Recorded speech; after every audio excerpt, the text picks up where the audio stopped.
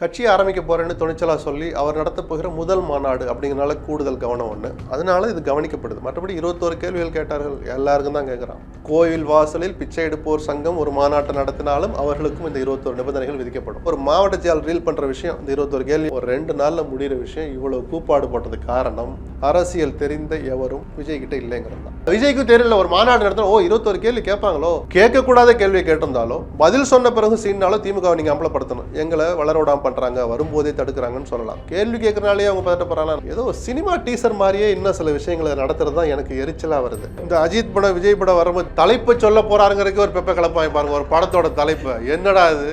அவருடைய தொண்டர்கள் அப்படிதான் பழக்கப்பட்டிருப்பாங்க. எந்த தொண்டர்கள்? விஜயினுடைய ரசிகர்கள்னு சொல்லுங்க.